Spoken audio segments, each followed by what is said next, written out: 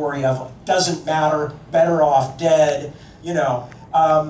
Much as I love Tolkien, I never for a moment stopped and thought, oh, that orc's mama is probably crying right now because he got his head cut off. You know, it never even occurred to me that orcs might have moms. And of course, in the you know, if you just watch the film versions, they've eliminated that part entirely, and orcs just come out of large mud pits. But you know, I see that a lot, and you know, part of that is just cultural. We saw it. You know, I'm a comic book person. We saw it in comic books where everything had to be grim and gritty. That was the first time Superman went wrong, and the people who did the Man of Steel movie just followed John Byrne's lead on that and made Superman so that he would kill somebody voluntarily, which, by the way, is not only non-canonical, it's just wrong. Okay? If you take nothing away from here from me, now you should take lots of stuff from Steve, but if you take nothing else from me, Superman does not kill people. That's the whole point. He finds a way to do things because he's Superman. Anyway. And Spock does not lie. No. In the second film. And Spock does not lie. No, exactly. And you know, if nobody had ever thought of violating canon before, then wow, that would be a great idea and we'd all be surprised. But that's what everybody does now, is violate canon, for God's sakes, you know. So anyway. So why are they doing it? Well, I think part of it is that there is a certain cultural sense, and we just had an election here, and you may have heard about it. And one of the things that I suspect is going on is there is a lot of people do feel that they're not allowed to be unpleasant or angry or whatever toward other people. That it's becoming more and more of a cultural norm to say, you know, you can't say that about those people, you can't do that. And some people, of course, have turned it into an entire political, you know, movement of poor us. You know, we're not allowed to do anything anymore. We can't make jokes about gay people. We can, you know, and they're feeling sorry for themselves.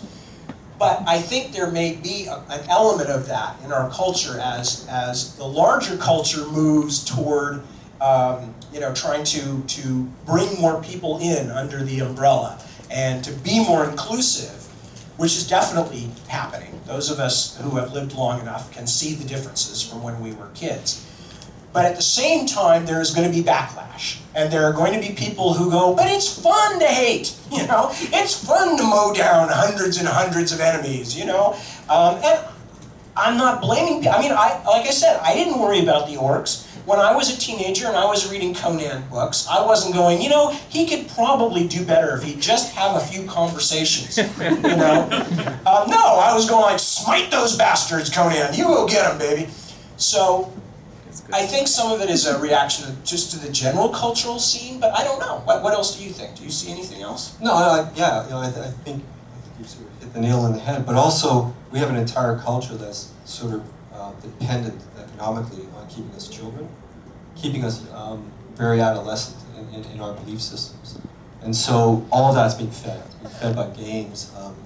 You know, I was invited into a major gaming company to write some tie-in stuff for a new game that they were coming up with. And their entire sort of thesis behind this new game was that their gamers are now 30 years old, 35 years old, they've now got kids. And this is the group that we want. We want their loyalty, and we want a continuation of these things. And it's just infantilization in a sense. I mean, but at the same time, I mean, I still play Star Trek Online. But mind you, I play it rather comedically, but I still play it. So yeah, I think we are being sort of systemically sort of kept young.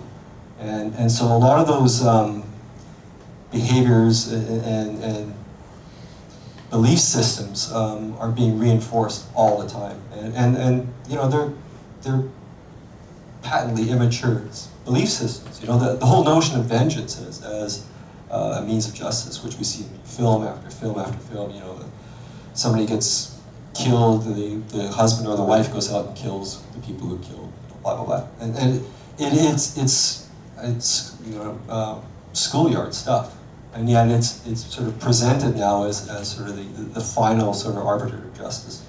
It's interesting you should mention that, actually, because this area, I grew up in this area, and back when I still had normal jobs, one of the, if not the very last one I had, I worked for Apple Computer in the 1980s.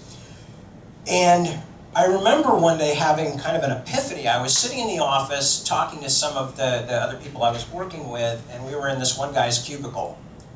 And I suddenly realized that basically we were, first of all, these were all 20 plus, 30 plus year old men and women, mostly men.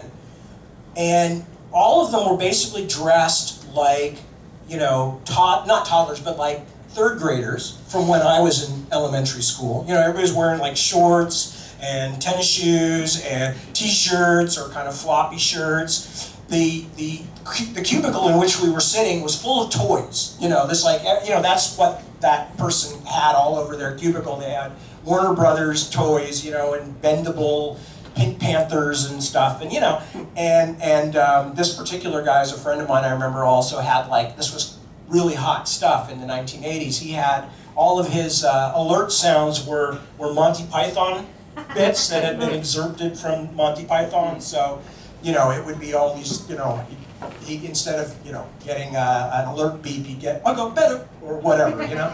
So, and I remember thinking this and going like, this is really weird. These are like we're all 30 years old or whatever, and yet we're in this mode where we're in these like big playpens in these companies, you know, and we're kind of gently herded around from place to place like kids, you know. And they were very nice. Apple was, you know, everybody knows that was a great place to work.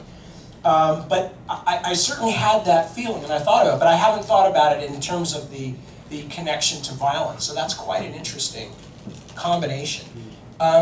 Before we get too far, yeah, there may be, well, a few more minutes and then we'll see if other people have some more, since we're being very general about stuff. What would you like to see more of? Not in your own work, but just in the field. Do you think that it needs to, or it would be good for it to become sort of more literary, or, well, I have my own thoughts about that, so I don't want to influence you on it, but I mean, what do you think in terms of being, this is my field, this is what I do for a living? Are there things that you feel, I wish this were different?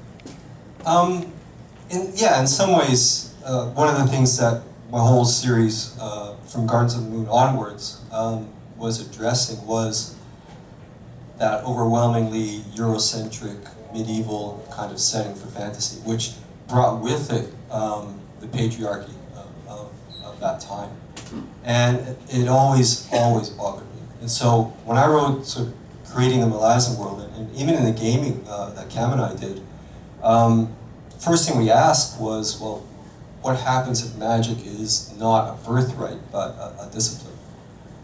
And once you realize that if it's completely meritocratic in its approach, you cannot have a gender-based hierarchy of power. It simply cannot exist. And so there you have a world without sexism. And so the language of sexism disappears as well.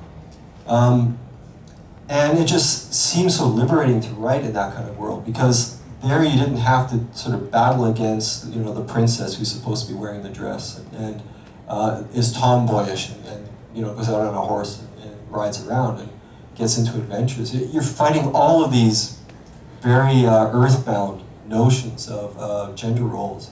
I would love to see a lot more fantasy actually tackling that, because I think it's a bit outrageous the way it just pulls you back into that patriarchy, and it's going to be offensive for, like, you know, over 50% of the population, doesn't it?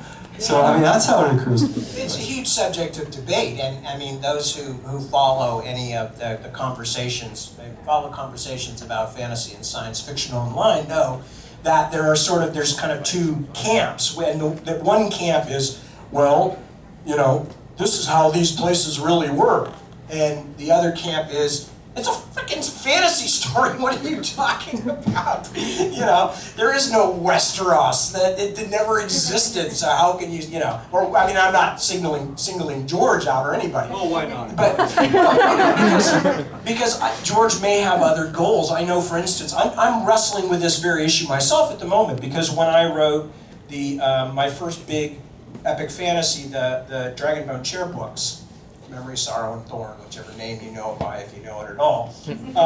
I was not so much interested in subverting the political side. I was not interested in trying to point out the stuff that's weird and taken for granted in terms of things like gender roles. What I was really interested in at the time, as a lover of Tolkien, I always felt like most of the people who had been writing epic fantasy after Tolkien were sort of absorbing huge quantities of things that were very particular to him and not examining them. So I had a very specific kind of Tolkien commentary and well, more Tolkien's followers and imitators than Tolkien himself, because he was writing about what was important to him. You know, he was a very Catholic man who believed we lived in a fallen world, and that permeates his work. And that's fine, that's his belief. But then all these people who were as kind of, you know, 60s and 70s agnostic, atheist, whatever types that, you know, the milieu that I grew up in, were going ahead and doing that again as though it had to be that way. So in the initial set of books, that was the stuff I was trying to do while still delivering a story. Now that I've gone back to it, which some of you may already know, I'm writing a sequel, more or less, and now I'm actually coming up against some of the political questions that are more meaningful to me now, because I felt like I've dealt with, you know, how our fantasy field came to be, or epic fantasy came to be. So I agree with you. I think that's fascinating stuff, and I hope that just the more voices that come into the field, you know, the more that we encourage and enjoy new people writing, you know, is going to help bring in new viewpoints on that. Here's a more specific question.